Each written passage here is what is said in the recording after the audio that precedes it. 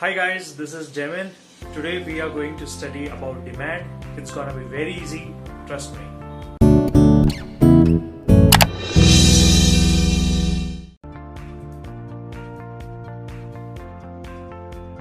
So, demand क्या होता है? I think you already have some idea of what exactly demand is. सबसे पहले, first impression जब भी when we use the word demand, it's desire. Desire मतलब our urge to have something, to consume something, to grab something, isn't it? So demand in economics is nothing but a desire either to have a need or either to have a want. Now there's a huge difference between need and want. Need is basically a necessity.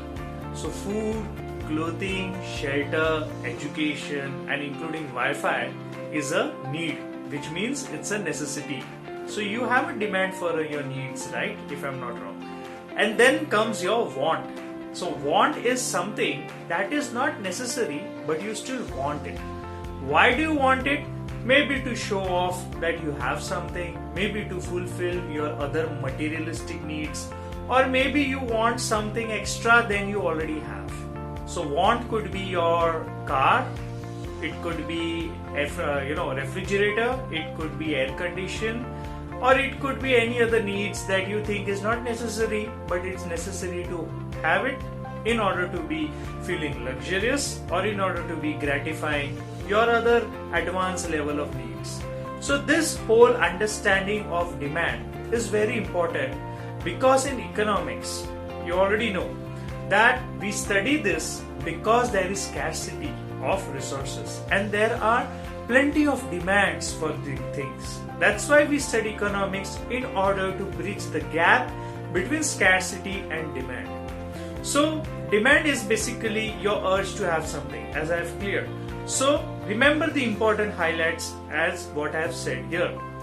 Now let's move to the next phase, that is the types of demand. Now there are different types of demand, right?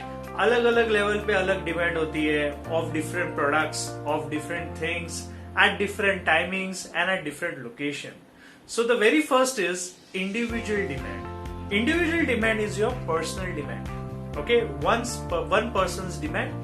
It could be yours, it could be mine at our personal level. Okay, for example, you want to have a laptop. That is a want, right? That's not a necessity. But I think in today's time, looking at the lockdown and using this online application, I think it has become a necessity if I'm not wrong, right? So I think demands also change, it also shifts with time. The same with the individual demand. It's never the same. It changes with time, it changes with our income, it depends on our satisfaction level, etc. etc. But however, in macroeconomics, we do not emphasize on individual demand. It is only in microeconomics we give more understanding and importance to individual demand, because microeconomics studies the smaller units in the market, that is an individual and the relation of the individual with the market. The second is market demand. So market demand is collective demand. A demand made by plenty of buyers. It could be you, me, others, family, relatives, strangers, etc. etc. So that is called market demand. So market demand is studied in macroeconomics. But however, we cannot ignore the importance of market demand in microeconomics also, because it is necessary to understand that how aggregate demand plays a very important role in shaping the values, priorities, features of individual demand also, right? We live in a society, we live in a community. So I think we are shaped by many factors, internal and the external world. Now the next is direct demand. Very short and sweet, okay? Direct matlab, I want this, yeah, I want that. Sorted, simple, nothing else. Okay? It could be any of your demand, it could be any of your want, that is called direct demand. Then comes the derived demand. For example, if you want a car, you would require a petrol, isn't it? You want an AC, for that you would require electricity. You want internet, you would require a modem, isn't it? Or you require a laptop, then you need a charger. So derive, isn't it? So that is called derived demand. Okay? Then comes durable demand. A durable demand matlab, it can be working for a longer period of time, isn't it? So for example, air condition, washing machine, refrigerator, computer, laptop, cell phones, these are all durable. That's because they are bought with an intent to use it for a longer period of time. That's why it is called durable demand. इसका opposite क्या हो गया? Non-durable demand. Non-durable demand is very perishable. Quickly उसको use करना पड़ता है. For example, bread. You have to use it in 3-4 days, right? That's called non-durable demand. Or else you can say water. Even drinking water has to be consumed in a given period of time. ज़्यादा time तक it will lose its quality because every product have some internal and intrinsic features. Always remember this because this helps us to understand valuation. And in demand, valuation is important because values are subjective in market. For different customers, different people have different needs, different necessities, different pricing policies. That's why demand always varies. It is never the same. It can never be static. It's always changing. That's why we understand the importance of value in economics. And it is the demand that signals what is more valuable and what is not valuable in a market. After you have understood what exactly is the etymology of demand and the types of demand, now we move on to the next. That's called factors of demand. Now factors of demand are those factors that affect the equation of demand.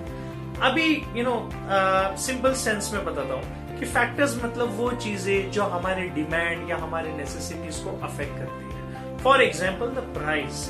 You go to a shop, you want to buy a cell phone. It's very expensive.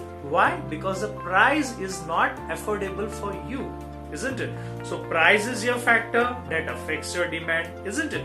You want to buy vegetables, right? You would know it how difficult it is to negotiate with buys in the market, right?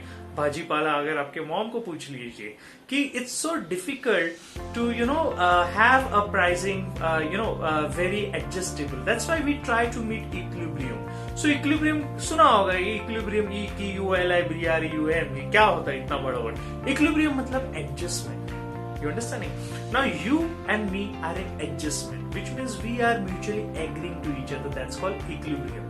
जब adjustment नहीं होता है उसको हम बोलते हैं disequilibrium. Okay, so demand में ये चीजें भी मैटर करती है और प्राइसिंग में खास करके. Why?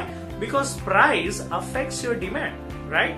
If the price is high your demand will fall down. If your price is of any product it is less, your demand will increase.